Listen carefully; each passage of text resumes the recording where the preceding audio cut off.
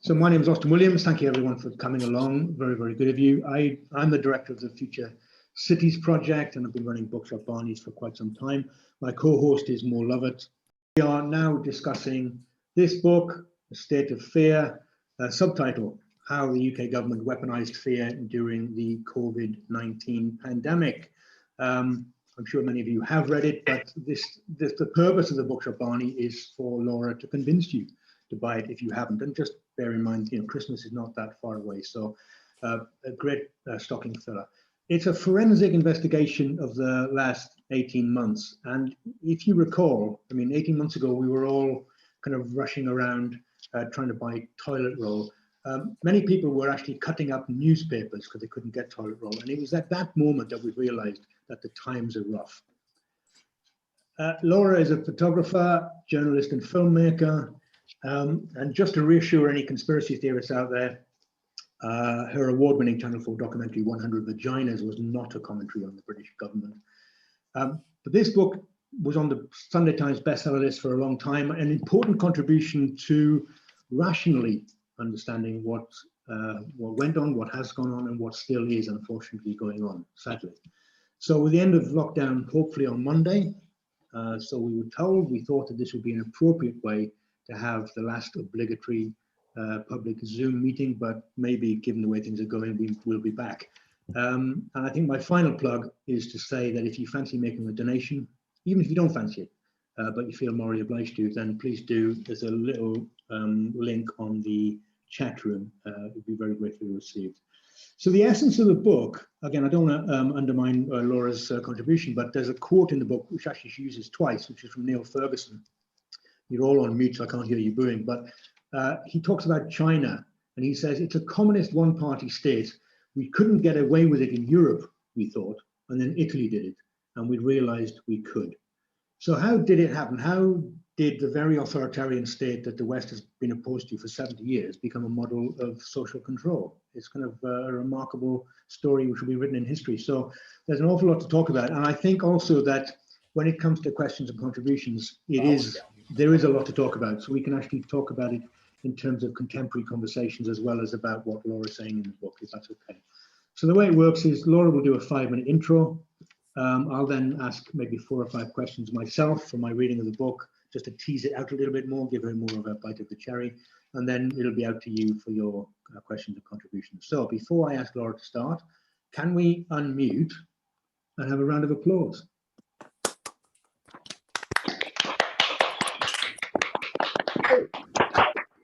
Very good. Always to get it in early, Laura. I always think it's best to do it first. I love how you did it first. Okay. All right, Laura, over to you if you want to give us your 5.5 minutes. Expect 5.5, I think. I'm a slow talker. In March, the government was very worried about compliance and they thought people wouldn't want to lock down. There were discussions about fear being needed to encourage compliance, and decisions were made about how to ramp up the fear. The way we've used fear is dystopian. We have a totalitarian government in respect to propaganda, but all governments engage with propaganda. The use of fear has definitely been ethically questionable. It's been like a weird experiment. Ultimately, it backfired because people became too scared. These are not my words. This is from an interview with an advisor who sits on SPI-B, the Scientific Pandemic Influenza Group on Behaviour, which is a panel of psychologists, behavioural scientists and other social scientists which answer questions posed by SAGE and the government. Without a vaccine, psychology is your main weapon. Psychology has had a really good epidemic, actually. That's from another SPI-B advisor. Some of the strongest indictments of the way the government weaponised fear have come from psychologists and other advisors working within the government. In fact, I decided to use the term weaponisation because it came from an extremely well-respected and credible government advisor who told me that they were stunned by the weaponisation of behavioural psychology over the last 5 years, and that psychology and behavioural science are fettered above everything else.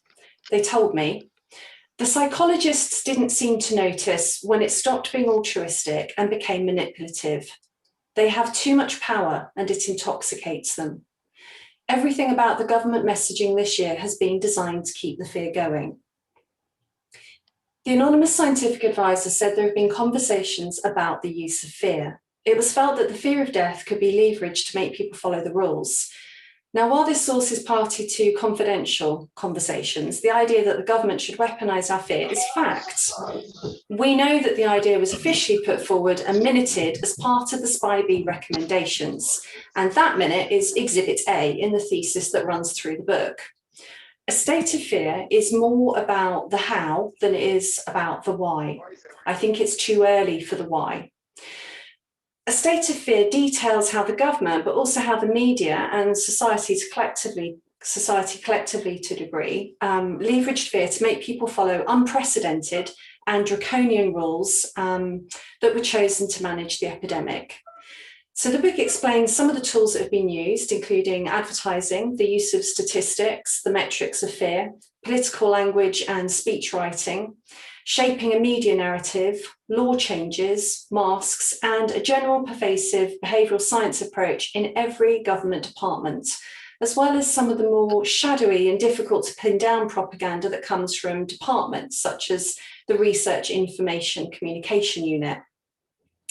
And also, as far as I can in this investigation during the time frame, because we're still in this time, I explore the people behind the tools.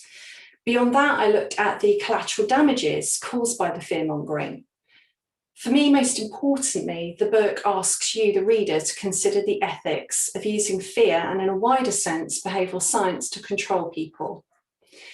I interviewed a multitude of people: politicians, scientists, psychologists, behavioural scientists, lawyers, civil rights experts, journalists, doctors and researchers. And I also interviewed people who felt the fear, who are quite undone by fear.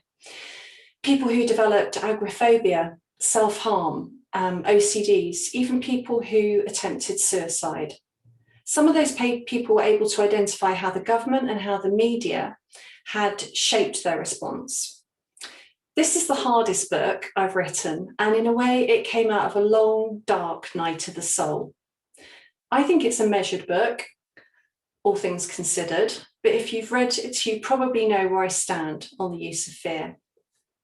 I can also tap into my own fears, because in no way was I immune from fear. I had some fear about the virus at the beginning. I remember stocking up on tinned food in case my children had to cook if I was laid up in bed.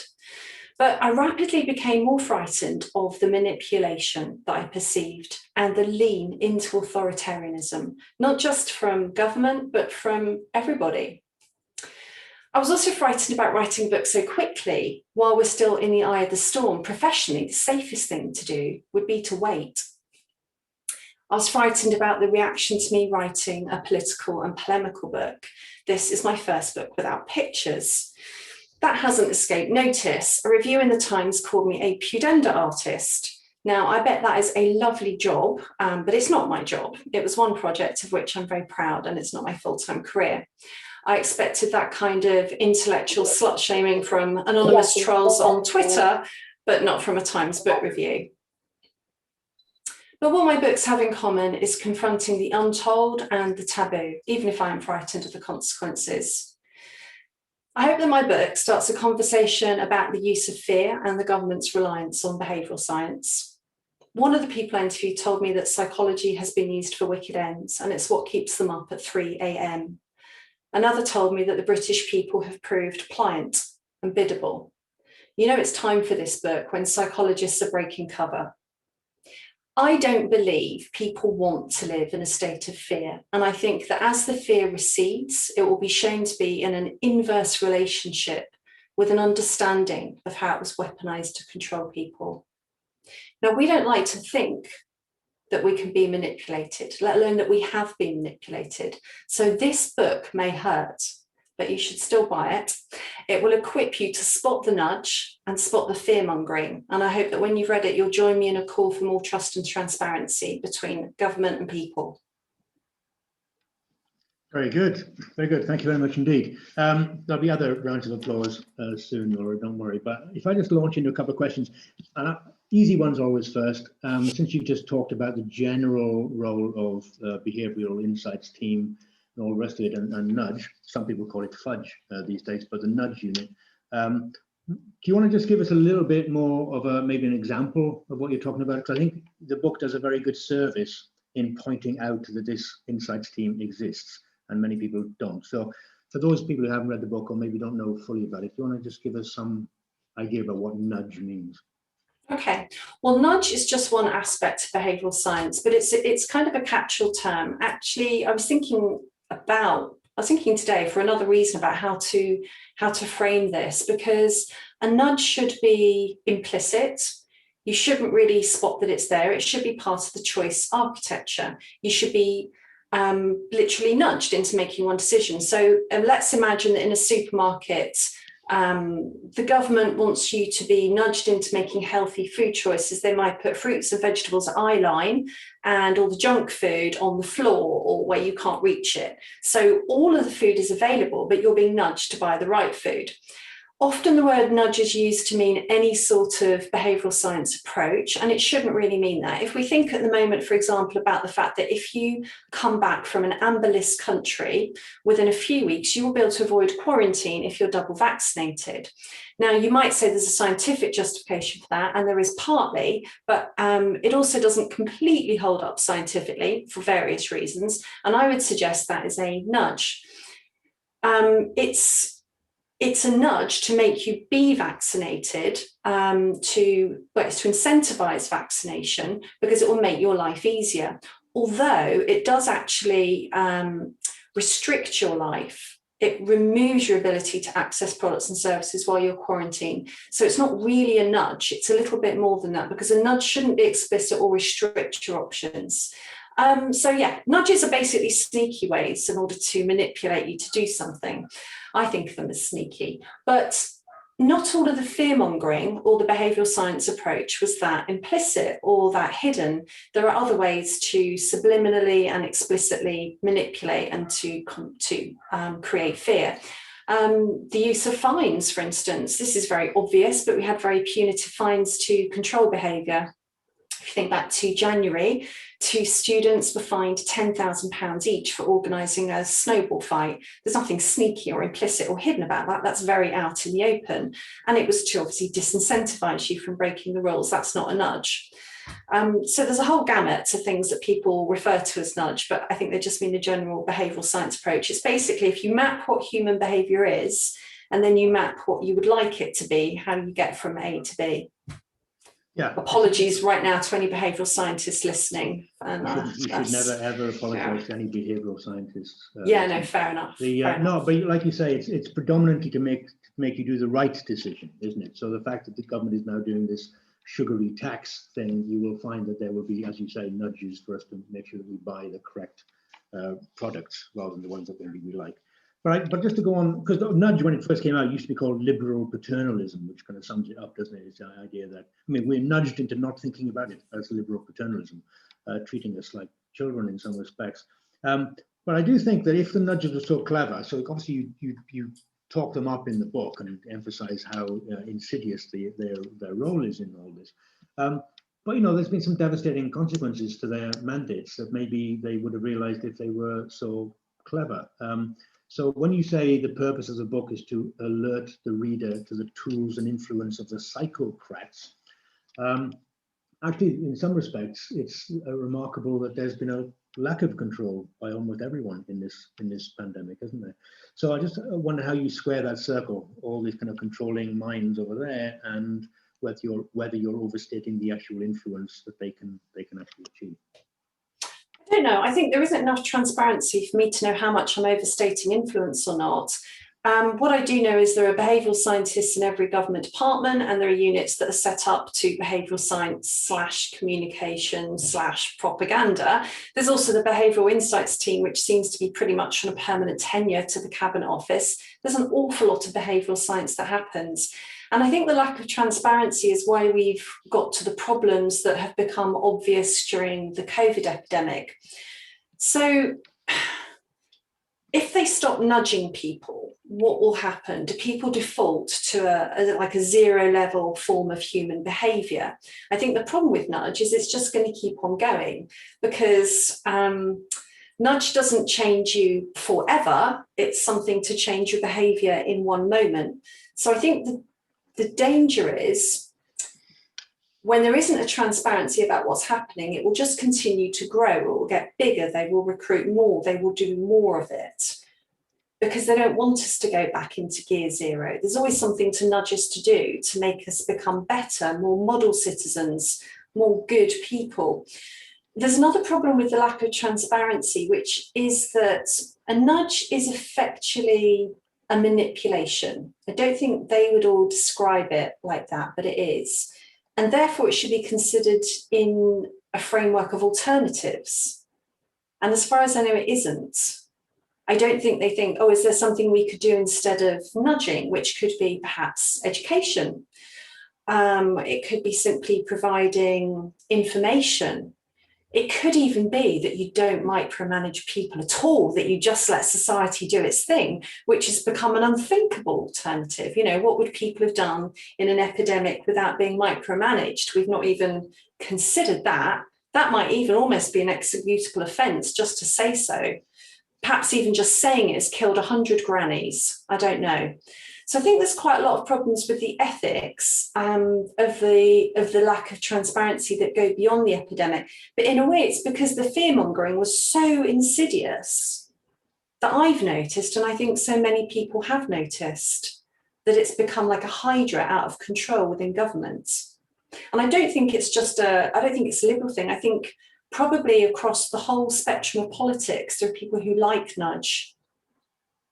Well, that's true. I mean, there is a divided society, as it's very, very obvious from Murray polls, or generally that idea that some people are in favour of masks, some people are against masks, and there's an issue arising. But I just think that many critics have been condemned. So, like, you know, people are being called cove idiots if you question these things, or if you protest about mask wearing, you're called an anti-vaxxer. So there's this kind of throwaway condescension or criticism, and I've observed it, and I'm just testing out with you whether you agree with me or whether you think I'm misunderstanding it. But there's kind of a certain snobbery in the conversation, because it's normally about football matches or about pubs being crowded, or whatever it be. There's kind of certain class condescension which is coming out. So I just wondered whether you saw that, or how you could explain this kind of fragmentation which is taking place. Oh my goodness. Okay, I've got a few things. I mustn't lose in my head. I've got to bookmark them all. Yes, I think there's a huge class thing. If you think back to July 4th, Independence Day last year, I think it was July. I'm not making this up. When the pubs opened, it was July 4th, and it was dubbed Independence Day here too. The snobbery about people going out for a drink in the press was off the scale. People were called selfish morons, COVID-idiots, drunken idiots, just because they went out for a drink. Which was their legal right and perfectly normal social behaviour. So I think there's been a lot of that kind of snobbery. I think that there's been an encouragement of this framing of people as COVID-idiots and COVID heroes, where, you know, weirdly we're at a stage where being a hero is staying inside and just doing exactly what you're told and not thinking outside the box. And maybe that's what the epidemic required, but that's what a hero was. And a COVID-idiot was somebody who didn't follow the rules. I think there's a way in which all of this worked because it's driven by fear. Obviously, I think so. This is what my book's about. But fear of death is a really, really powerful motivator. It's completely normal and natural and good to be frightened to death. But it was leveraged to make people follow the rules. And one very clever thing that happened was shielding that with a moral virtuosity. So you wear your mask to protect others. Even now, you have your vaccine to protect others. You stay at home to protect the NHS. So things people were doing were partly out of probably a genuine social responsibility and natural fear and being frightened of breaking the rules, but they could dress up their own fear and fear of death with this moral virtuosity, a kind of a shield. And I think that's been quite a toxic combination. I also wonder about the susceptibility of different personality types to nudge, and that's also divided us. So I seem to be more impervious, something kind of switched with me, but I think once you spot them, that's it. You know, the smoke and mirrors is gone. And that's something I think is great about the book. And lots of people have contacted me to say, wow, I see it all the time now and I'm not falling for it. And I'm like, yeah, we've ruined their magic tricks. It doesn't work anymore. But some people have been more susceptible to it. And so we get to now, coming up to, the 19th of July, supposed Freedom Day, when a lot of people, their anxiety is really, really palpable. And who can blame them? Because we've been living with death dashboards and 24/7 fear-mongering in the media and government messaging. Everything's been designed to ramp up the alarm levels. And yet some of us now are a bit cynical about that, and we're on a completely different end of the spectrum. So I think there's a way in which, while nudge has been used deliberately to engender solidarity at some points, by the very artificial nature of it, it might have led to us being more divided. That's a thesis that I don't know how to test, but it would be interesting for somebody who's a sociologist or a psychologist to take that and run with it and see what they think. Okay, but look, on the fear issue, I mean, I completely understand and agree with what you're saying, but because you say fear justifies actions that are purely performative. So that's a very interesting paradox, isn't it? That we have a performative act, let's say wearing the mask, which 12 months ago was fairly well documented that it was a reasonably irrelevant thing to do. And now it's become the central focus of the public health campaign. So it's become a culture war rather necessarily than just a kind of a fear-mongering issue, isn't it? I think, as you say, people are wearing a mask because they are demonstrating the metaphor that they're good, caring people, and the people who aren't wearing a mask are those horrible granny killers. So suddenly, I mean, the fear issue slightly has dissipated from the conversation, especially since we know the graphs and the deaths are kind of declining day by day. So is the fear, is it turning around and becoming something different? I think the mask is bound to become something different because it's become totemic, and it's still quite early in the course of the life of the mask to know exactly what the totem is. There's definitely a moral superiority. So, if you wear a mask, you are a good person, you're a responsible person. You might also be wearing it because you're scared witless and you think it helps. There's another way in which class comes into it yet, which I'm just beginning to observe. MPs won't be wearing them, but staffers in the House of Commons will. And there was that already, I think, quite iconic image. You got Kate, Princess of whatever, never remember their names. Laughing, head thrown back, open mouth, smile, gorgeous to see, lovely to see a smile, but ball boys and girls masked in the foreground. Now, this is more complex. Wimbledon probably are making their employees wear them to prove that they're doing everything they can to look after their employees, despite the lack of evidence. But still, it's beginning to look like there's some other kind of class thing going on where the staff wear the masks and the highfalutin guests don't. It was the same at the G7, you saw waiters and waitresses with their masks on. So I think there's kind of there's different things going on with morality and class with the mask that are still emerging. Yeah, employer, employee. And also different types of masks, Some people are wearing floral Cath Kidston embroidered ones, or they can have political slogans on, or they say something about who you are. Okay. Well, we won't do it. We don't have a fashion show, but you also say, following on from this, that if I quote you, the most depressing collateral damage is the mental health epidemic. I mean, the word epidemic aside, and when you look at denying schooling for people or the lack of socialization for everyone else, it's clearly terrible consequences that have gone on.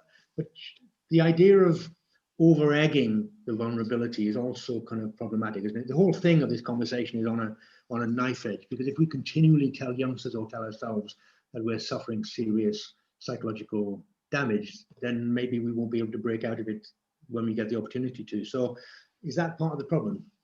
Yeah, I don't want to play into that. I hear you. I think that's a really important point. And I don't believe in the premise that everybody starts off as being vulnerable and pathetic and we've got to constantly watch their mental health. But we have actually been bombarded by a blitzkrieg of fear bombs for 16 months. And honestly, I found winter incredibly bleak. There were times that I felt mentally that I was on a bit of a knife edge. I was probably drinking too much. And I mean, one friend talked to me about planning a family suicide. I think there has been a huge mental health impact. How you extricate what is from fear-mongering and what is from the consequences of lockdown and all the changes in society is difficult. But while I don't want to pretend that children aren't resilient and will get over this, we don't know what the impact will be. And I'd like you to think about babies and small children as well. There's, the first 1,000 days are supposed to be very important in child development. There are some babies that have been born at the beginning, and in the outside world, they've seen people masked everywhere. How is this going to affect the brains of the future? I think it probably is going to be huge, and I don't think we can I don't think that we should be too quick to say we don't want to label people as vulnerable when there will be genuine vulnerabilities that arise out of this. A psychologist has identified a condition called COVID anxiety syndrome. And he said that 20% of people are still engaging in obsessive hygiene measures, or they're afraid to go outside. They've got different OCDs, and that's a worry. Yeah, that's going to hold up. That's going to hold up recovery, and I think we see that now. We can see that in the hysteria as we approach 19th of July. People are frightened about letting go of the restrictions. They don't know what will happen. That's a fair point. Look, I appreciate there's other questions kind of arising. People are asking them in the chat, but if I just ask 2 more questions, if that's okay. One is on conspiracy theories, because it's this kind of very fine line thing, isn't it? Between how arguments are perceived these days, positively or negatively. So like questioning the data or even the motivations of scientists is obviously a legitimate thing to do in a democratic or even in a scientific community. Medical experts, academics, expertise should always be questioned. But if we imply in general that they're untrustworthy, and this is where the David Aaronovitch criticism of you comes in, really, saying that if you imply that they're untrustworthy, do we encourage helpful critical engagement, or do we reinforce cynicism? Or conspiracy theories. So do we challenge scientists with our science, their science versus our science? How should we take people up on these things? Well, I think we should always challenge, because truth should come first. All my work's always about truth. So we challenge, we debate, we try to get to the truth as much as we can, and we accept there are different perspectives. Not challenging somebody because it may damage the government line is incredibly dangerous. And that's, of course, behind the Ofcom guidance, which has really chilled public debate and broadcast. And I think that's actually been harmful to the course of the epidemic. Perhaps more debate would have been better. On the other side, we had an MP, Neil O'Brien, who created a website where he listed scientists and journalists who he thinks have got it wrong. And actually, that's one of the most depressing aspects of the whole debate for me. I think he should be free to create that. He should have the freedom of speech to create a website with lists on. But I really wish he hadn't. That's not really how I want somebody who represents their constituents and he's in government, actually, he's not just an MP, to behave, creating a list of scientists, because that inhibits people coming forward and speaking out. As I understand it, science is a continually moving debate of hypothesis and challenge and criticism, and new discovery comes from outside. It comes from outside the groupthink. It comes from the edges. The outliers are to be celebrated, and I would put truth and debate before trying to toe any party line. I don't think that's where the bad review in the Times came from at all, actually. I'm not sure that's what motivated it. I think he didn't think there had been a deliberate attempt to frighten the public. And I tell you why, I think it's because the fear-mongering was too successful. Because the government did a U-turn, people think that what the government said before wasn't right, that actually they were minimising the dangers, they were trying to get people to act normal and reach herd immunity, and that when the fear-mongering started, that was all the truth. And if anything, the dangers have been minimised by our bad right-wing government. And so all the opposition has come from within the framework to push towards things being more extreme and needing more extreme measures. Okay. I mean, 10 years ago, I did a Bookshop Barnie with David Aaronovitch on his book about conspiracy theories. So in some ways, he's created a rod for his own back, where he's now finding conspiracy theories everywhere. So maybe you're just one of them. But I also remember Jeremy Paxman doing that, explaining his motivations for interviewing politicians, where he would say, "Why is this lying bastard lying to me?" And that kind of cynical approach where everything becomes questioned is also not helpful, is it? I mean, there's constructive. I hate to sound like a nudger. We have to do the right sort of constructive questioning, but anyway, you get my gist. So look, the final question really is about the end of the book, which is a bit of a clarion call in some ways. pointing to the fact that we should actually challenge these things, as you just mentioned, but also recognizing that the world out there is a pretty hostile place, and you can be kind of done down, you can lose your job, your contracts. There's a fear of being a contrarian, you say. So at this very moment when there was a promise of freedom, which is now being snatched away in some respects, there is a possibility of despondency building on this basis. So again, I'm just got the big question, the big final finale question is, what do we have to do? What do you recommend? How do we kind of see a way forward out of this kind of morass and not be despondent? Well, that's a really big question. How do you all, you collective, you group of people who I don't know individually, not be despondent? God, I don't know. I think sometimes the despondency is good, actually. You know, you've got to have your lows to reach for your highs. Look, this pandemic won't last forever. It's on its last legs, I'm sure. Chris Whitty talked about how it'll be over by next spring. The problem is that people's behaviours changed. I'm worried about what the hangover of the epidemic will be. You know, in the worst case scenario, that's a footprint in law, in parliamentary process, as well as behaviour and as well as how society is structured. But everything can also be an opportunity. I think the fear-mongering has been excessive. I'm really concerned about the ethics of it, the collateral damage, and just the general approach that people are like numbers on a board to be moved around and made into better, more model citizens. But at least I now know it's there, you know. Fear's had its positive side for me. I've written a book, and I feel more aware of politics and feel more motivated to try to create change in the world. So there's some good things that have come out of it for me. I think there's going to be, you know, aside from a COVID inquiry, we need a very thorough, in-depth public consultation into the use of behavioural psychology. What does it cost? How much of our tax money goes towards manipulating us in ways that we're not aware of? What's the ethical framework for that? Who's got oversight of it? Who's checking if it works? Who's checking how effective it is? I think public consultation is needed. And I'll be doing everything I can to push for that. Very good. Laura, that was terrific. Have a breather for about 5 seconds because we're going to go out to the audience. I see there's lots and lots of chat on the chat. So part of the problem is that I'm not female and therefore my multitasking abilities are limited and I can't go through them all and talk at the same time. So can we see some hands while I flap about with the chat room? So I've got 1, 2, 3, 4, 5, 6, a number of hands. So let me just go through them in order, if that's okay. As I say, please, you know, you can address what Laura has said, you can address some of the kind of comments she's made within the book, but also if there's anything you want to raise on this issue so we can have a broader conversation. So I think really that's what the book does. It's more than just a book, it's an actual conversation starter. So I think we can have that conversation here. So we have Jon Holbrook. Thanks, Austin, and thank you, Laura. I thought your book was excellent and full of stimulating, thought-provoking ideas. I wonder if what we've seen over the last 18 months is really what happens when ordinary working people are entirely excluded from the political process.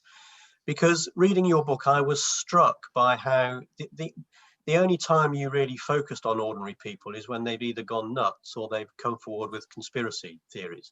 It's a slight exaggeration, but only a slight exaggeration, because your book understandably has focused very much on the nature of the debate, which has centered on middle-class people, professional people, you know, the doctors, the psychologists, the journalists, and the lawyers. And, you know, I just think we've had a debate which hasn't really been a debate, or at least it's been a debate within the middle classes.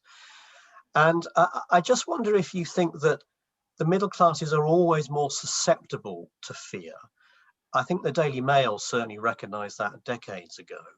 And there's probably a very good reason for that, which is that middle class people tend to be successful because of who they are as individuals.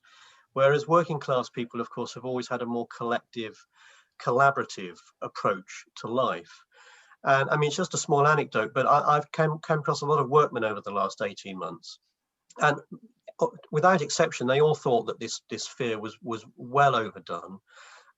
They thought that wearing masks was completely ridiculous. And of course, part of the reason was because they needed to work to earn a living. But it just seems to me that this debate that's happened over the last 18 months just hasn't enabled those people, and I suspect it's a significant number of people, might even be a majority, they just haven't had a voice in this debate.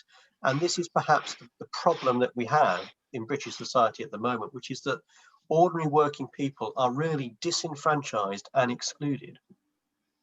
That's a very good point. Laura, if you bear with me, I did warn you to have a pen and paper to hand. So what I'm going to do is take maybe 3 questions at a go, because there's undoubtedly going to be lots of points being raised. And if you can just then answer as a group, which means that you can exclude questions you don't particularly like or you don't know the answer to. I love that tactic. Yes. There you go. Great. Okay. Good. Wrong side. Martin Earnshaw.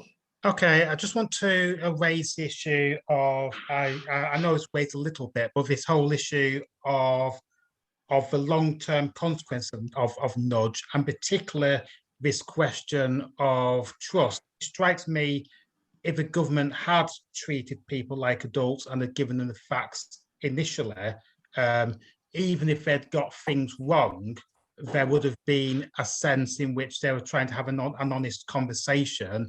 And I think even though they got things catastrophically wrong, they would have been respected for that. I think with the nudge issue and this whole ramping up of fear, I do wonder if it's a point where people just won't trust the government or won't trust scientists anymore. And see a point about that, because obviously before the pandemic, we had decades of overblown potential pandemics and people became very cynical about that. And that's perhaps why we didn't treat this one too seriously. And I think that could potentially happen again, or at least, you know, the next time the government tries to something like this, they may not get such a pliant response.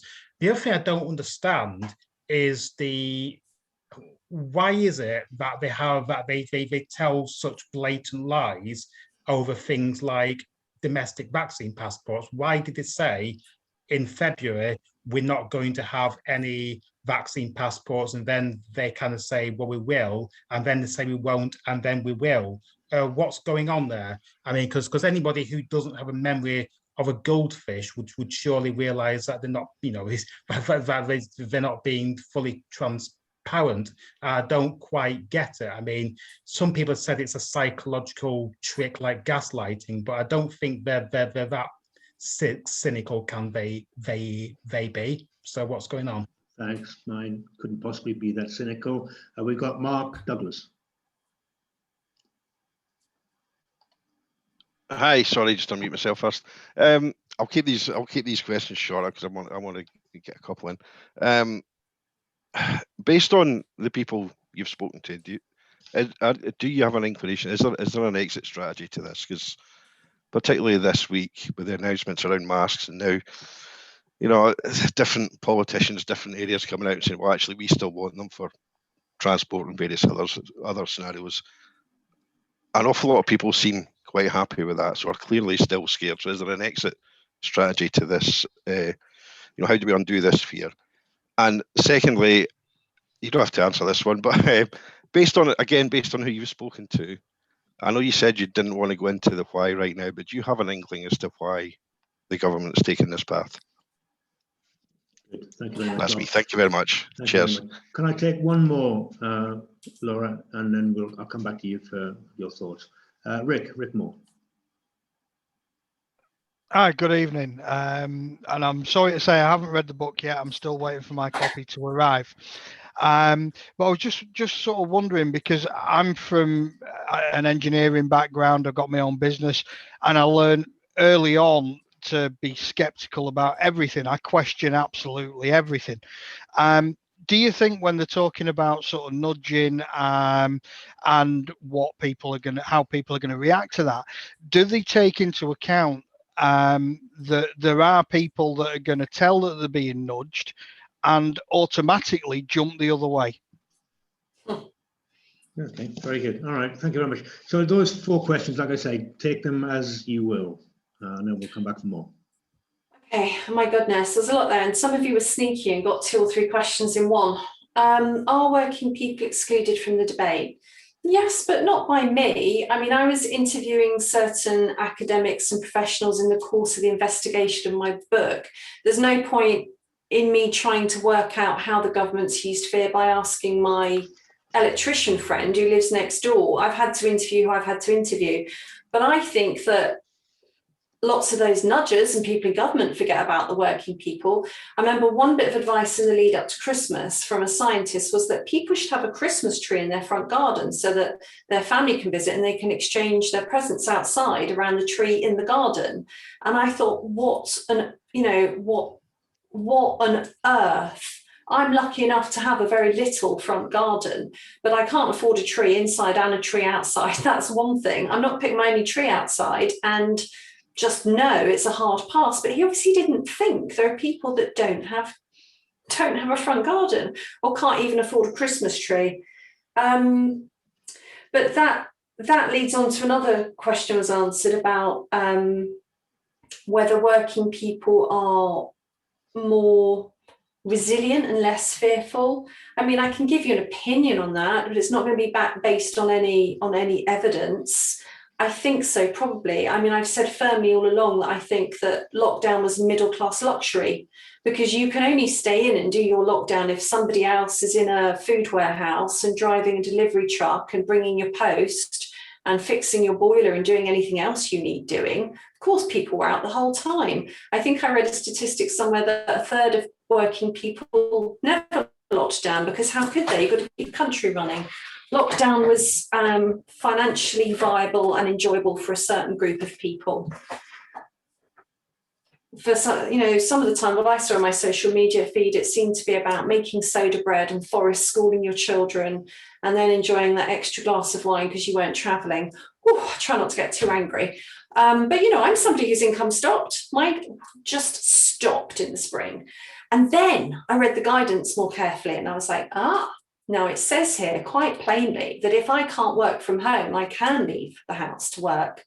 So I will. Couldn't earn very much money because nobody wanted to commission a writer or a photographer, because they just didn't want to be seen to be doing something irresponsible. But I got out and I started working. And my very first project was photographing and interviewing women who live in single room accommodation and temporary accommodation with their children, because actually I wanted to give a voice to different groups of people and show what lockdown looked like.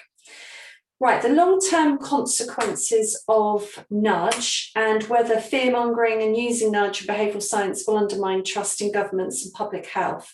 I think that's an inevitable yes. I can think of something, right now with the vaccines, for instance. So historically, any medical intervention is taken on the basis of your own benefits and harm, and you have informed consent. We're doing some things right now for the first time, and I do wonder how they're going to affect trust in public health and government. For instance, giving away football tickets if you get vaccinated. Charlton Athletic ran a scheme where the first 1,000 people to be vaccinated in the stadium got a football ticket.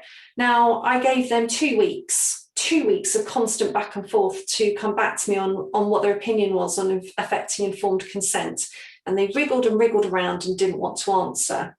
I did extract an admission from the Cabinet Office that they pay celebrities to promote and endorse the vaccine. I don't think ultimately that's very good for trust. If someone's taking the vaccine and talking about it, it should be because they actually think it's a good thing, not because they're being paid to put a vaccine on Instagram.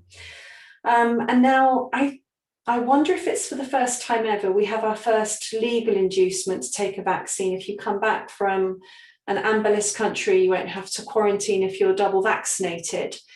And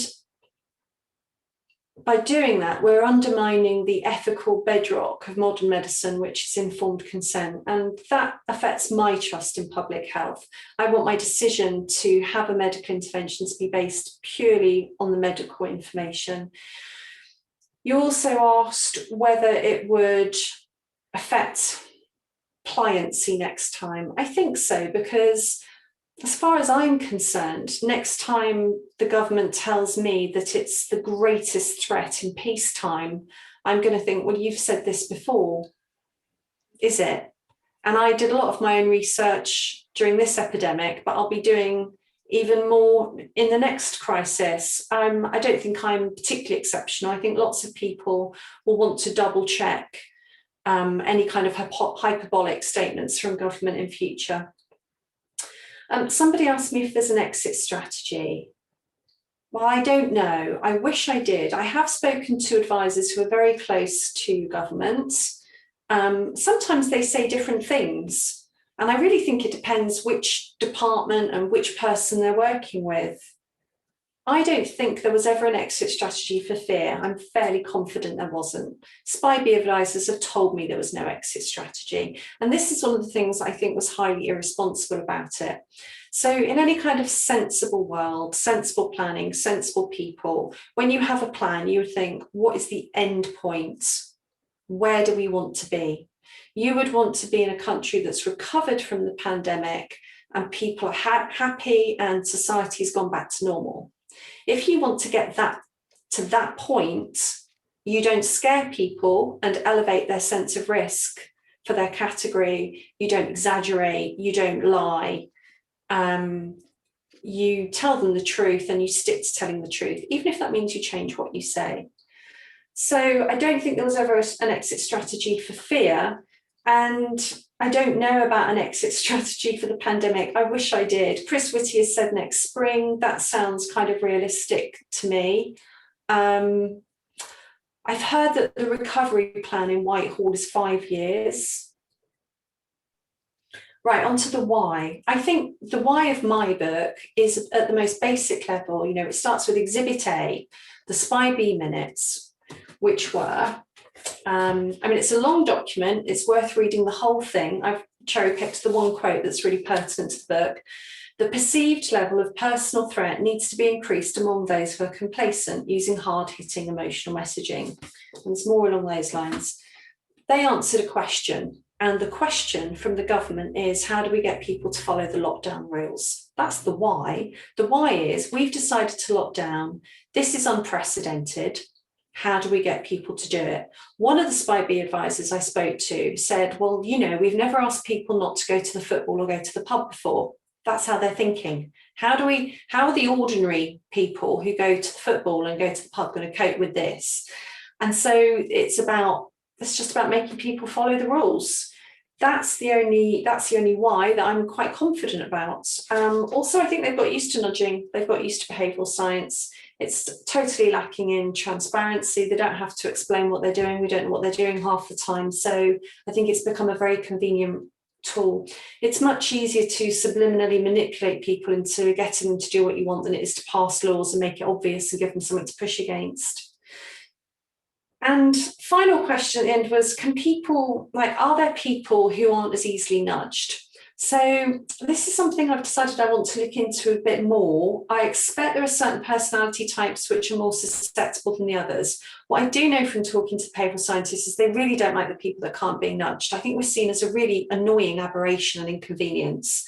There was a select committee with David Halpin and Stephen Reicher, and David Halpin referred to, I think it was 8%, the 8% of people who don't believe the government messaging. And he seemed quite vexated by this 8%. And the problem with the 8% is not that there's 8% of people not following the rules. That doesn't really matter for lockdown. You can have a small minority that aren't following the rules. There's no public health disaster. No, we ruin trust because other people look at the 8% and think, oh, what have they got that I haven't got?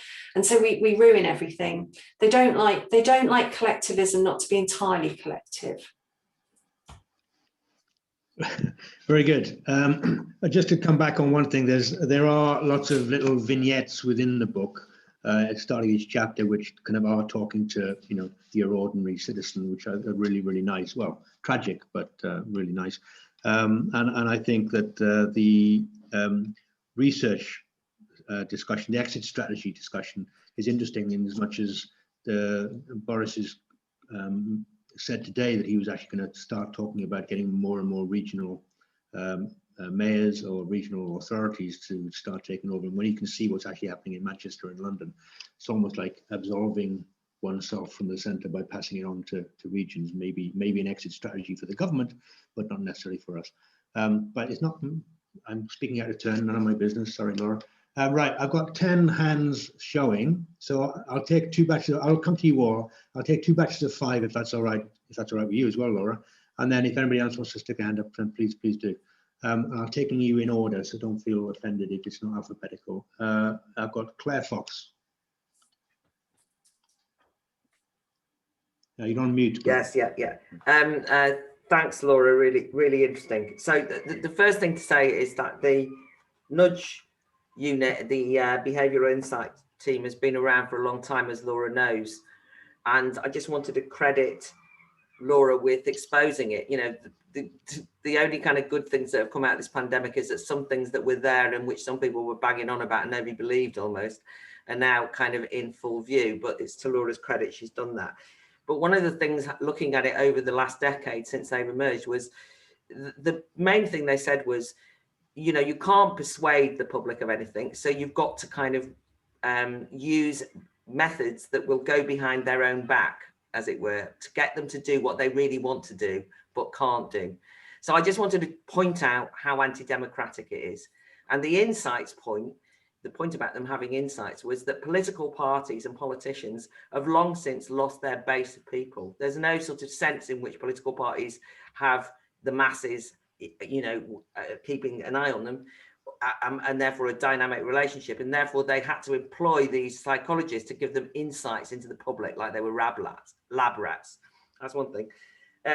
One thing I'm worried about, Laura, though, is this idea of the types of people who fall for it and the types who don't. Because one of the things I find really distasteful is when we kind of turn on our fellow citizens and call them sheeple and all the rest of it. You don't do that, but people do. And I say, why are they so stupid they can't see it? Actually, people's motivations are more complicated than just that they're stupid, because actually people do want to do the right thing for their communities. You know, they do want to act in social solidarity. They don't want to threaten old people or the vulnerable or what have you. I just am wary of thinking the majority are stupid and those of us who've seen through it are the clever ones, because that's a form of elitism I despise. And then finally, the not how but why conspiracies thing. There are people who just spend all of their life, me included, thinking not how but why. And the problem is that it can lead people down rabbit holes of conspiracy theories, because they start coming up with, well, it must be because of this, it must be because of that, you know, and seeing links that aren't there, in my opinion. But I just wanted to say, since I've been in the House of Lords, one thing is they are under enormous amount of pressure from a very small elite.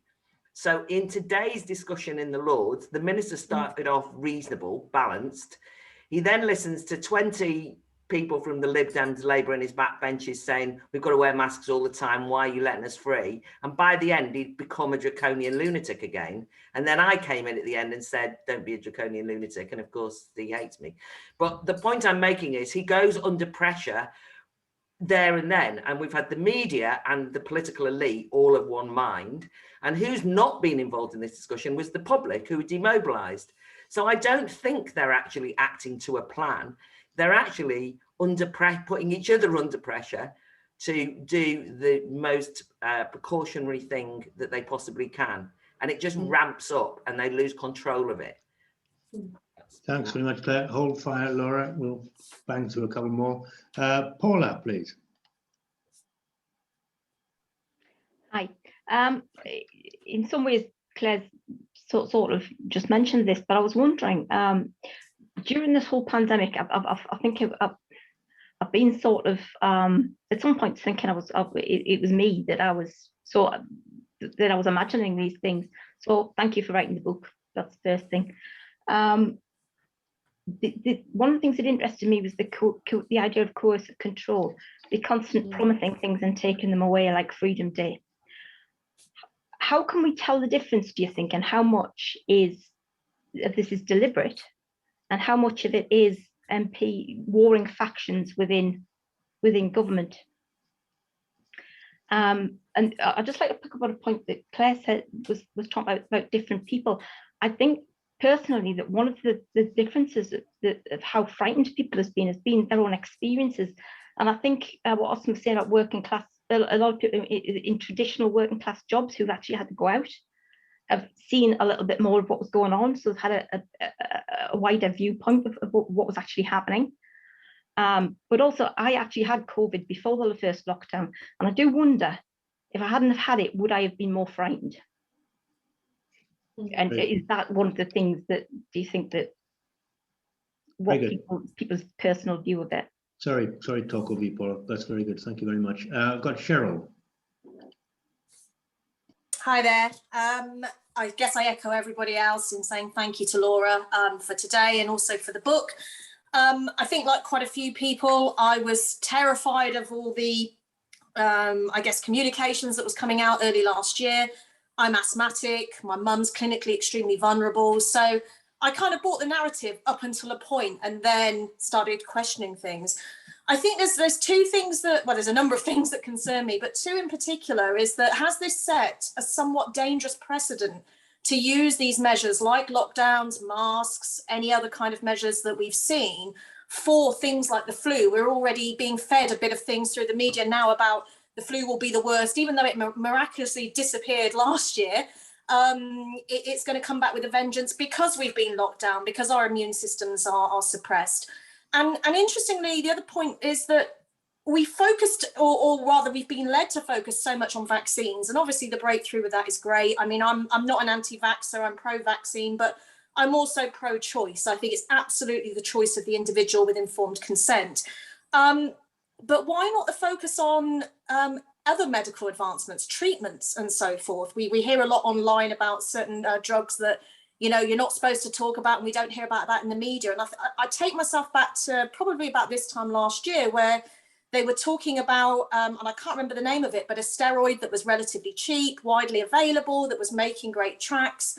And that seems to have gone quiet whilst the vaccines have come through. And it's, you know, it baffles me as to why we're not looking at kind of, you know, as a country or as a government and as a health service, why we're not looking at what does the NHS need to cope, what drugs are available to help people, and also, you know, together with the vaccines. It feels like we're just being pushed down the vaccine route and so forth to vaccine passports and everything else, which I fundamentally disagree with as well. So be interested to hear Laura's take on both of those points.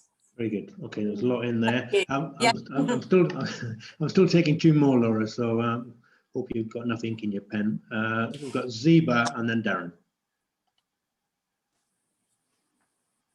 Zeba, you're on mute there.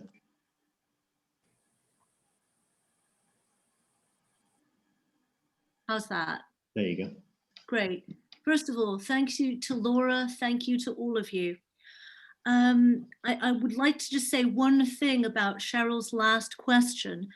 I think that the US political cycle had a lot to do with the reason why vaccinations became the focus as a way out of the pandemic. We kind of followed the US along that route because they were trying to get something out quick and dirty in advance of an election year. So that's just a quick answer to what I think might be relevant for Cheryl. The other thing is that I'm very pessimistic, actually.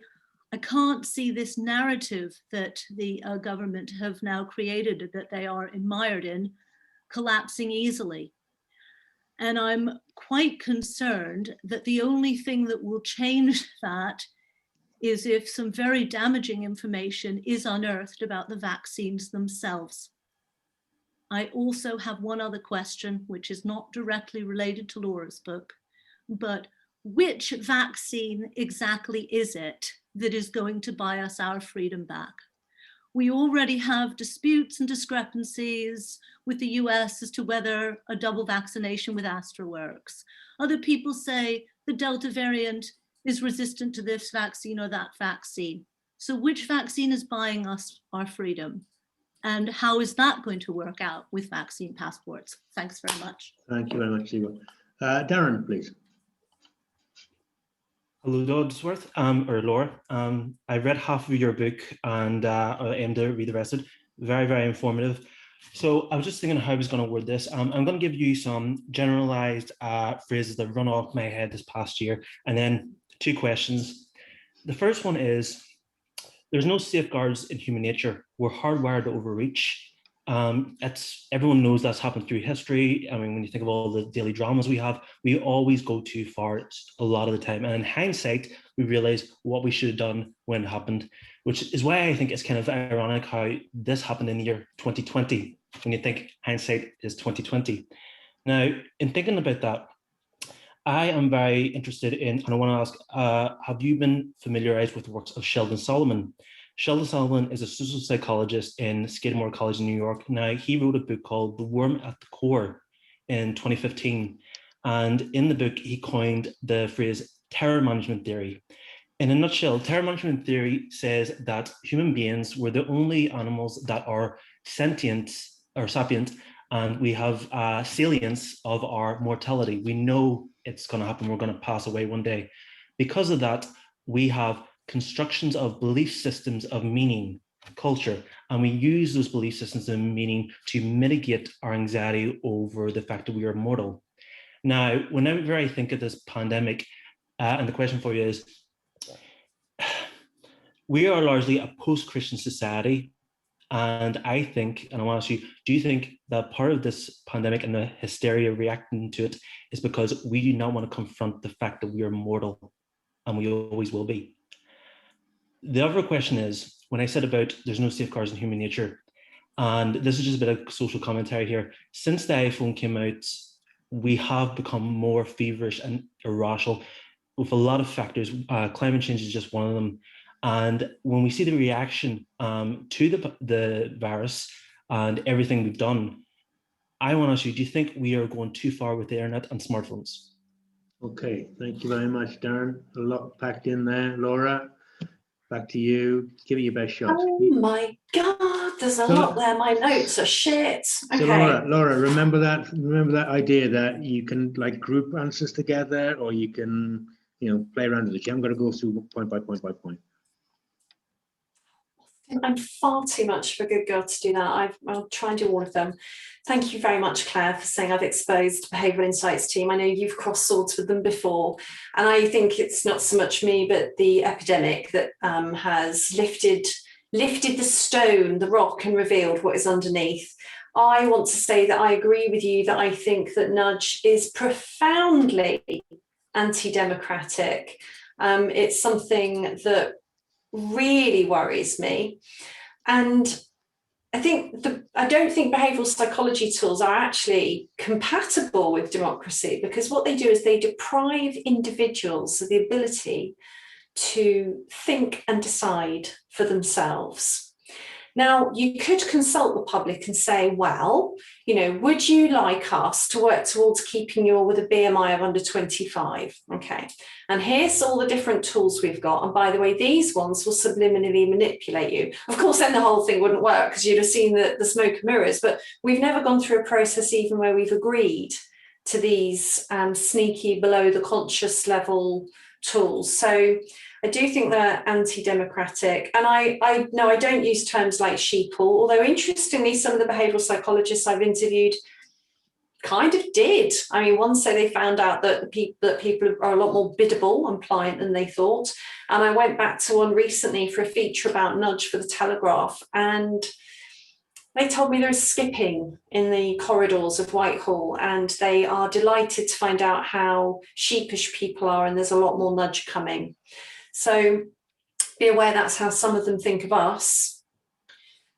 Somebody brought up a point about coercive control. I don't think that Boris Johnson thinks he's the bad boyfriend, not at all.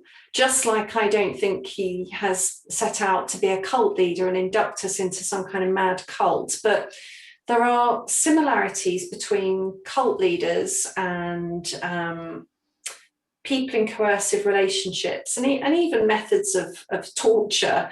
And I've got a chapter on cults and then a little mini one on Biderman's chart of coercive control, because it's interesting to look at the parallels.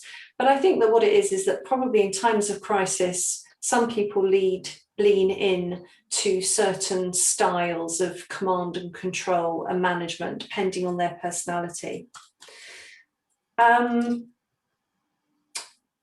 Someone else said as well that maybe they weren't scared of COVID because they had it, so they found out for themselves what it's like. And I think that's worked different ways during this. I wonder how it would have worked out if Boris Johnson hadn't had COVID and been in hospital with it.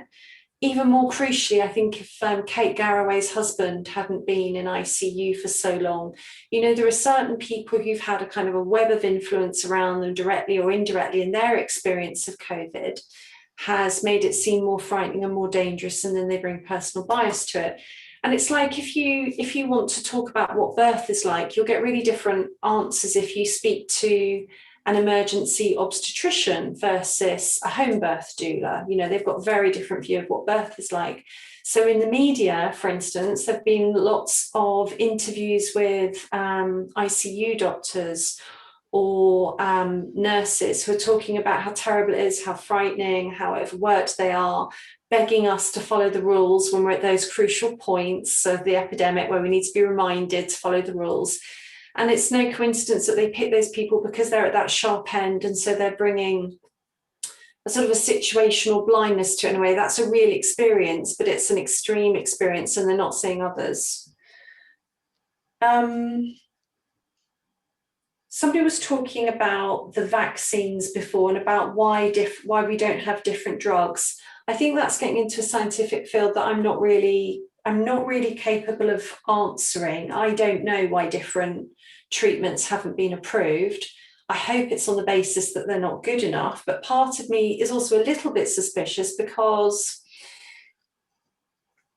in a disaster, you get disaster capitalism, and a vaccine in itself is I think unarguably good for the health of individuals and society, but that doesn't mean all vaccines might be equally good. And I don't have the answers for this one, but I think it's reasonable to assume that there could be vested interests or perverse incentives at play regarding other drugs. But I really don't know, and I wouldn't want to be quoted out of context on that. I don't really feel capable of answering that one.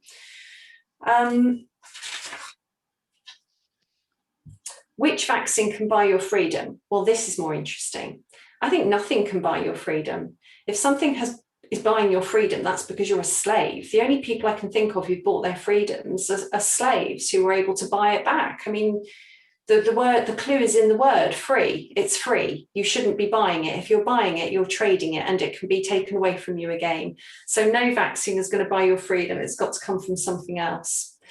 I don't know much about Solomon and terror management theory, but that sounds right up my street, so I will investigate. But I do think that that's an interesting point that you just broadly explained, that perhaps we wouldn't be in this pickle if we weren't in a largely post-religious world and didn't have a death phobia. I'm actually beginning on a new project at the moment, which is about death, and it was supposed to be last year's project, but lockdown stopped it. And I ended up working on this instead, but I think there's a lot of truth to that. And I think there have been various visual signals that I've picked up on during the epidemic that have made it very clear to me that it's about our current belief systems that have perhaps exacerbated the fear right now. So whereas once people would have laid out their dead loved ones, now we call 24-hour funeral parlours. We don't have. It's not impossible for us to think about death. We've been regurgitating death stats 24/7 for 16 months. Clearly we can talk about death, but considering our own demise is a little bit more difficult. It wasn't that long ago, there was a light projection onto Christ the Redeemer in Rio, and it said, "Vaccination saves." Now that I thought was interesting, because previously Christians would have said, "Faith saves." And whether you think vaccinations are the best thing ever, that was an interesting intersection of an old religion and perhaps a new religion or belief system. Also, churches closed their doors at Easter last year, but they certainly opened them when the vaccine drive began. And we saw footage of people sitting at 2-metre spaced intervals inside cathedrals, listening to organ music, waiting for, not the Eucharist, but their vaccine. And I don't think any revolution or religion is not accompanied by a wardrobe change. And I think the masks have become the vesture of the faithful. So I think that there is something in our attitude to the epidemic and what will save us from it that feels a bit religious. Okay, thank you very much. Right, well, let's move on. So if it's okay, we've got a number of people. I think we'll just have to kind of take everybody and we'll just have to have a roundup because time will march on at this rate. So if that's okay with everybody, we'll just take your comments and questions. And if Laura, you can note them down, I'll also note them down and we'll see how far we get. So we have Harley first. Laura, when you said way back at the beginning that this book will help you spot nudge or nudges, immediately made me think of media literacy as a subject that's taught in many schools these days. You know, teaching kids how to recognise dodgy sources of information, question the claims in adverts, spot fake news, that sort of thing. And I work in education publishing, but nudge doesn't feature on any of the courses that I'm aware of. Maybe it should be in there. Main question for you is, I just finished the book just before this session.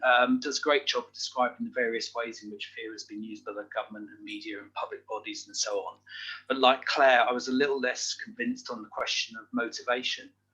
There's several places you skirt on the edges of suggesting it was all part of a deliberate plan. But if anything, wasn't it more opportunistic? And aren't the members of the government and media just as caught up in and driven by fear and worst case thinking, you know, both of the virus and of people as everyone else? Okay. Thanks so much. We'll move on to Imogen. Hi there, can you hear me? Indeed. Brilliant. So Laura, I just wanted to say thank you because I have read your book. I think I pre-ordered it and I couldn't wait to read it. I thought it was just fantastic and it was so refreshing for a factual book after having all the doom slides on the mainstream media. It was such an easy read and it made me angry and cry at the same time. It was absolutely fantastic. As you've mentioned, it centres on how fear has was used to get people to make the right decision. And it got me thinking how long it's been going on like this. We've had the nudge unit for a while, but it's what was before that as well. Because it's worried me how susceptible people have been to these nudges, how little the narrative is questioned by ordinary folk. So talking to people in the supermarket queues in 2020, the small talk was always the official narrative. I would gently push back and see if I could get people out of their worries or get them thinking in a different way. But it would always be, yes, we need a good testing scheme. Yes, we need to wait for a new vaccination. It was always the latest narrative.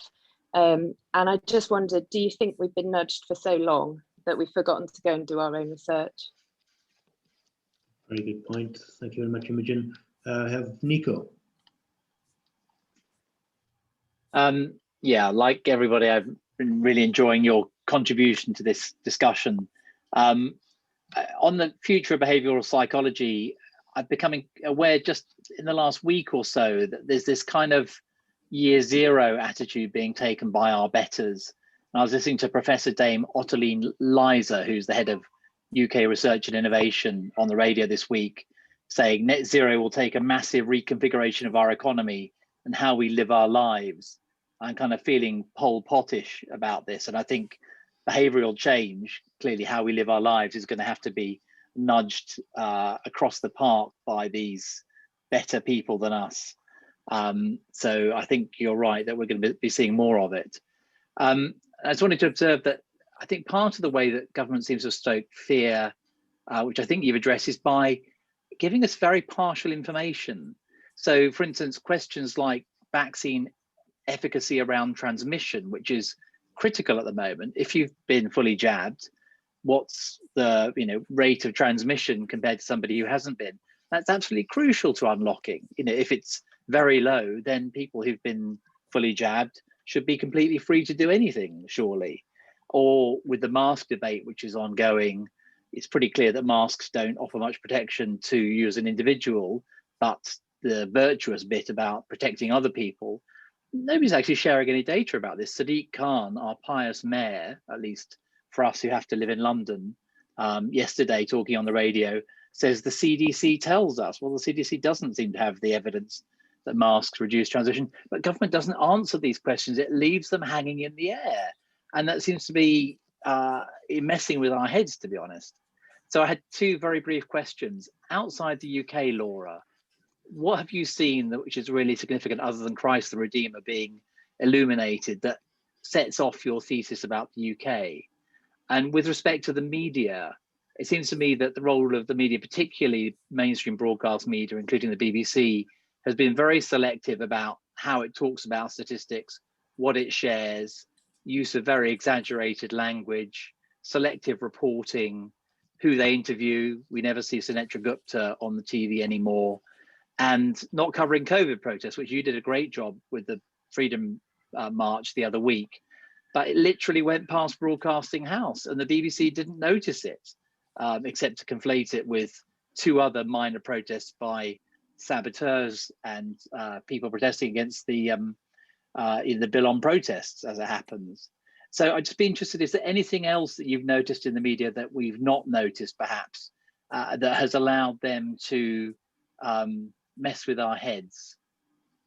Okay, that was an extortionate question. A series of Sorry, questions. Austin. Sorry. So Yes. we'll have to whiz through. I've got Eva. I apologize for my microaggression. Hello. Eva. Hi, it's going to be Jed, actually. Hi, husband to Eva, Jed.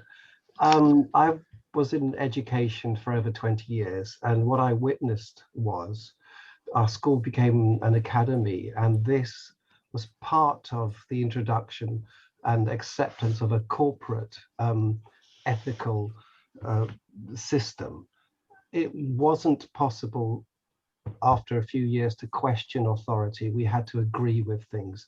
I was talking about the corporatization of education, and I think we were talking about class as well earlier on. The corporatization of so many professions has led to the fact that people are not encouraged to question. And if they do question, then it must be how to help that particular corporate entity to achieve more profit. I think this has had a great effect on the psychology of people who want to get on with their lives, want to provide their children with a decent education, want to go on holidays and so on. It's how, as well as a kind of a corporation without any democratic opposition, the political sphere presents itself. So what is, and that of course leads to a tyranny, which I think we're seeing internationally, the corporatization in terms of the language and infrastructure of interaction has led to passivity in so many people. My question is, how, it's a big question, but it refers also to references to religion. How can we re-engage with our own individual morality to make a difference to what's going on? Okay, thank you very much. A huge question. You don't necessarily have to frame it as a question. The contribution stands in its own merit, as it happens. So we'll go through these. We've got Paul. Sorry about this, Laura. We're going to just go through everybody, and you can just pick up where you can. Can I just answer the ones we've got so far, because I find it quite hard holding more than that in my head. Okay. Okay, but you have to be quick on them, I'm afraid, because then we're going to. Right, I will. Okay. All right. Harley, I want to say something about conspiracy. I don't think my book does skirt around conspiracy. I deal with the how, but I can't help thinking about the why. I think the obvious why is they wanted us to follow the rules and they were just going to chuck everything at it. And there wasn't a decent consideration of ethics, and there's no ethical framework in place to contain these decisions in the, in the behavioural insights team and the other behavioural psychologists. But I think it will be more multifactorial than that. It's just that right now we don't know. If at the moment a fire is raging in the house, we're going to have to wait for it to cool down and for the embers to be cold to know exactly what started the fire. And I expect the fire was started in different rooms by different people. The problem is that when there's a gap between rationality and reality, that leaves a space for the imagination to flourish. Now, the way that we handled the epidemic at the beginning was so wildly disproportionate to the threat or to any existing pandemic planning that it created enormous space between a rational, pre-existing, evidence-based response and the reality of what we were doing. So I think for a lot of people, conspiracy theory grew and flourished in that space. So I just want to say that. I want to say that for people whose imaginations have gone wild, I don't blame them. And it's why I interviewed a couple of people who are kind of quite conspiracy theorists. So I just wanted to say that. Somebody brought up something about social media earlier, which I didn't get to answer, but you said you only read half the book. And when you've read the other half, you'll see that I referenced a couple of studies that talk about how fear spreads through media and social media. And I do think that No Fear campaign could have been as successful as it was if the ground wasn't very fertile. And I think that social media is part of what makes it fertile.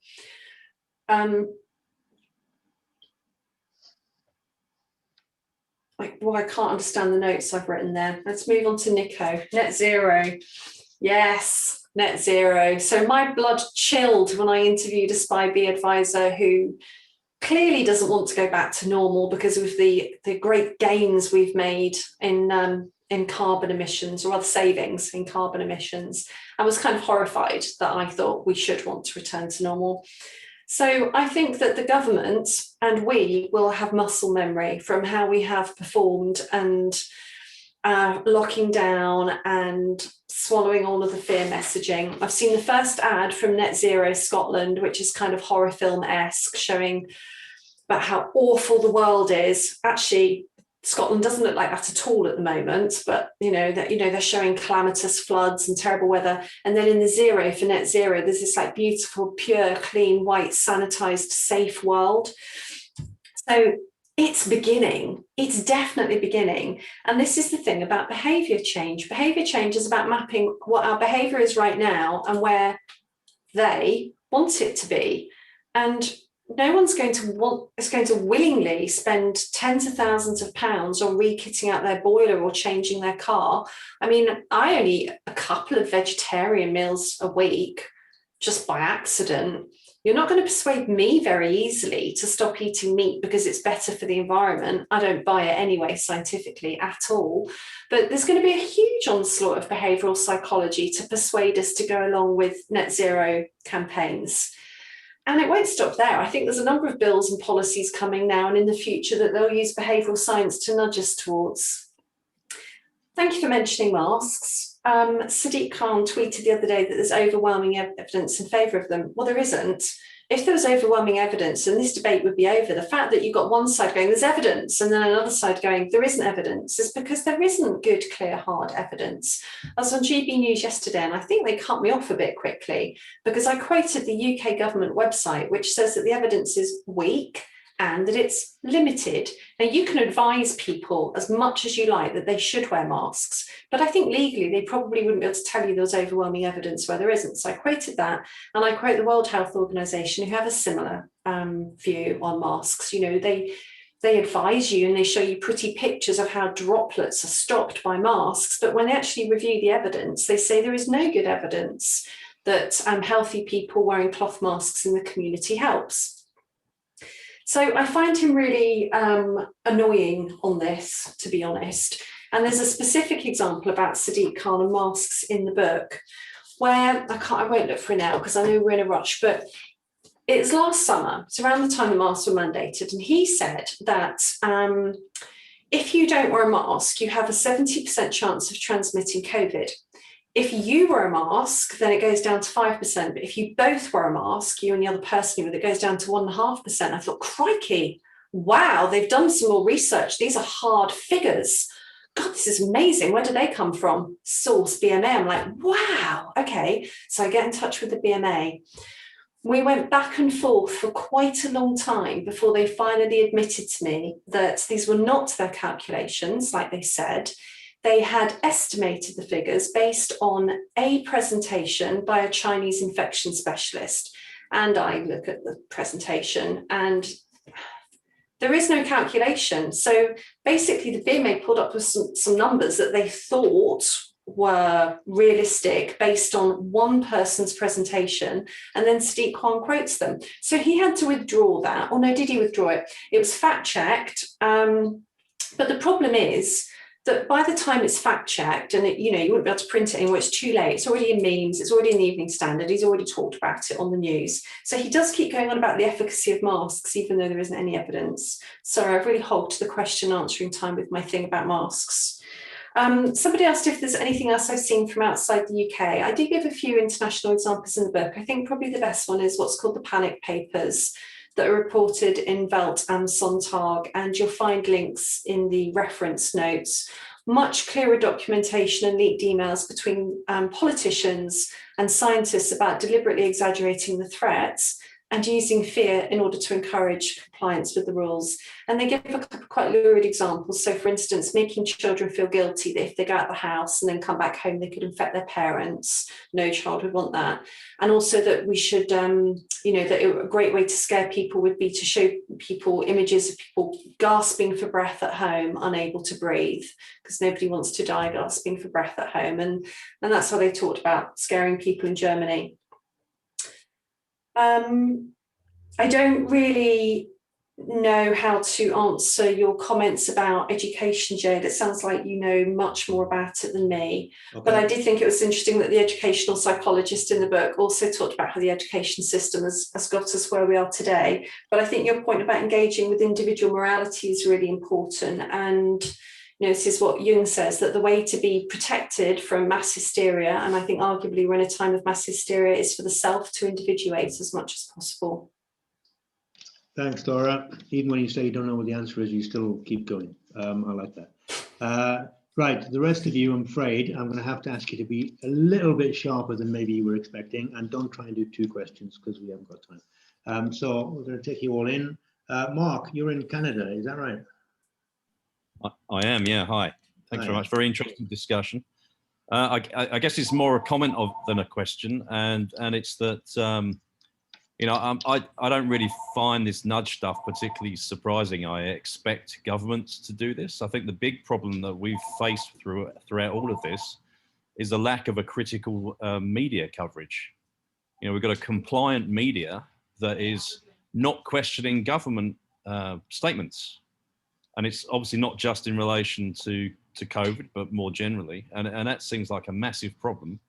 And I'm not sure how we overcome it, but that does seem to be the sort of a profoundly important part of this story. Thank you very much, Mark. You can answer the phone now. Paul. Yeah, hello. Yes, I just wanted to raise the issue of the relationship between fear and people's attitudes to freedom. The reason I ask that is because, for example, at work, when you have arguments with people about, say, something like the efficacy of the lockdown measures, people's support for the ongoing restrictions is not really, it doesn't come across as something to do with fear. It's really to do with their attitude towards freedom. So a lot of people I come across think the lockdown has ended. And when you make a fuss about it, they think, well, you're just, okay, you can't get a drink in a pub. You have to get a PCR test for a person, or you might have to work in both. Big deal, get over it. So that's really a cultural attitude that's changed. For someone like me, that's an assault on freedom. For a lot of people, it's not. Take the issue with nightclubs and 18-year-olds going to nightclubs. I'm sure there's loads of 18-year-olds who are desperate to get back into a nightclub and, take some ecstasy, get off their heads, no problem.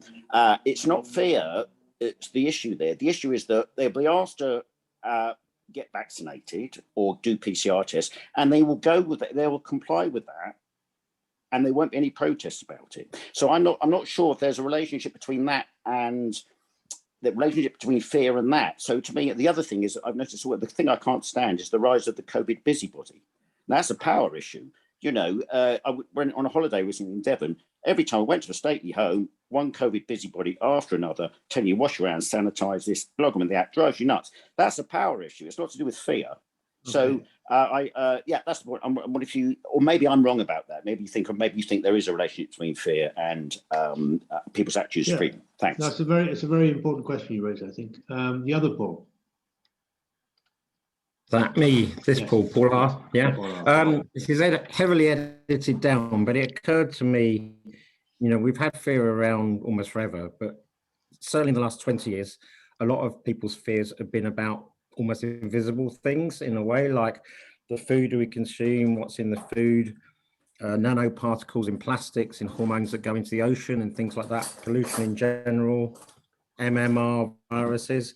So it just occurred to me, and this is, as I say, heavily cut down, is there any element of the people, and it's not just ordinary people, but politicians and scientists, were in some ways softened up either to be nudged if nudge works, or for the fact that the nudgers thought they could kind of get away with it. So it's almost that the point is, were people pre-feared, as it were, set up for fear to be susceptible to nudging? Very good, very good. Pre-nudge nudge. We've got Jan and then Cindy. Jan, please. Yeah, that was completely fascinating. Thank you very much, Laura. I just wanted to ask you. You talked about a death phobia and the loss of religious faith, and I don't.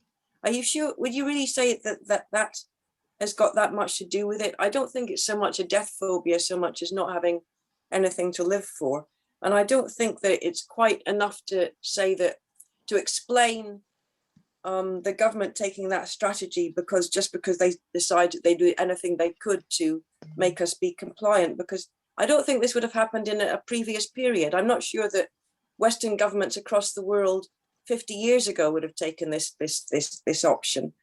So I think something else has happened.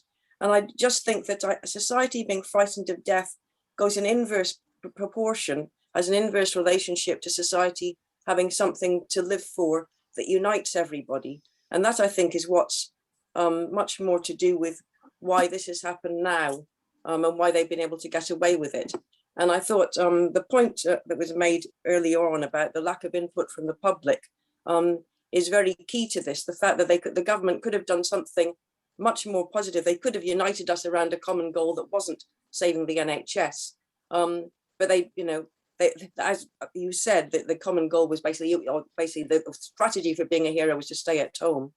But I think something much more positive could have been and could still happen to unite us to combat this. But it's not about a death phobia or just because they could get away with it. I think it's something deeper and goes further back in time than that. Thanks, Jan. Very kind. Cindy, big finish. Hi, Laura, thank you. I'm about a third way through your book, just because I just find it a bit too much to read all in one sitting. The thing is about how do we deal with fear? So fear of our friends and family who are actually buying into the fear, how we can maybe help them reduce, because often when I talk to them about your book and what I'm reading, they think I'm a conspiracy theorist because this can't possibly be true. But it's also the fear about, and I'm sure I'm not the only one, for myself, where I don't fear the virus. Maybe I should, but I don't. But I fear what's happening, all the things around it. You know, if we're not vaccinated, will we be able to go to the pub? Will we even be able to go to the shops? So it's about how, that's my fear rather than the virus. So it's a sort of twofold question. Sorry. No, terrific questions. Thank you very much indeed. That's your lot. Okay, where have you gone? Laura, bring you back in. Okay, so that was a really interesting point about invisible fears. I bet other people would have much better answers for me. Somebody like Frank Frady, for instance, but I thought that was really interesting. I do give a similar analogy in my book about how we've been described as being as at war with a virus. And, previously we were in a Cold War and then a war on terror. We don't really talk about terrorism very much now, do we? And in that, the weapons have become smaller, you know, from a massive nuclear bomb on the end of a red button to weapons packed on a body, whether they're knives or explosives on a vest, to now being a virus. But this is the first time that the fear has been located on our own bodies. So we're all on Zoom, so luckily we're safe. But in a room, you would be the danger. And so I think that's a change, that we're not just at risk, we are the risk, and we've been frightened of each other. That's something that I felt frightened of, that people were frightened of each other. I found that really difficult when people jumped to the sides of pavements or didn't want to touch each other. My ex-husband didn't want to see his children for weeks because of the risk of the virus. There was just so much to get your head around. People were so frightened of their own loved ones. I also thought it was an interesting idea before about maybe it's that we don't have anything to live for rather than we're frightened of death. I still think fear of death's a big part of this. And I think human beings need belief systems. And at the moment, we're going through some very awkward, clunky gear changes from the old belief systems into new ones. But talking about having something positive to coalesce around, there was a Spy-B paper from earlier that talked about using the NHS as a point to rally around. I can't remember the exact language, but I always thought that was quite dangerous, because positioning NHS workers as heroes was always going to have a flip side, because heroes can be villains.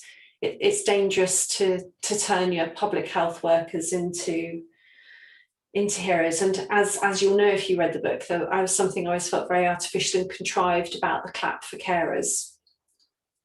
How we can help people who are frightened is a really, really important, valid question. If the government's serious about people recovering from fear, they will change the way they do things.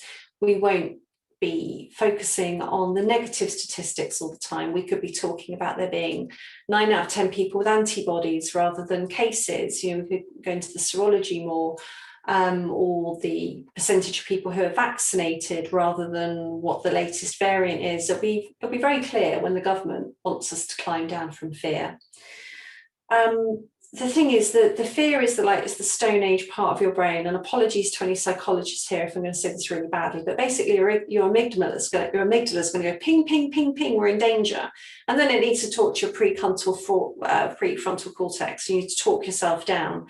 So there have been times when I've been really frightened, like you, Cindy, not of the virus, but about what's happening in society.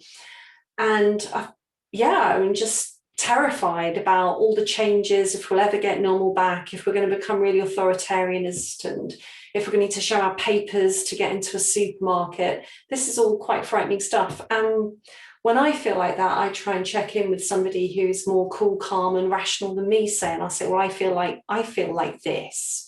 How does it feel like for you? And I think the problem is that we've been super atomized in this time.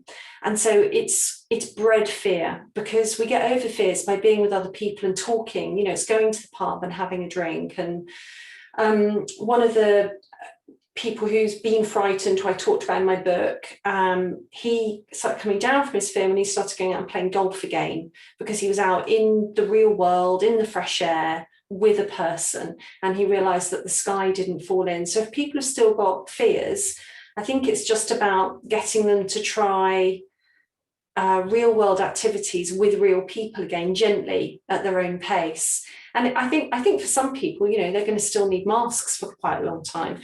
You know, if you remember, once we weren't allowed into a bank without removing helmets or face coverings, whatever we used to call them back in the day, scarves or something, you know, you weren't allowed to do that because of security. I think it's going to be a really long time before we can get back to that, because people need a soft landing.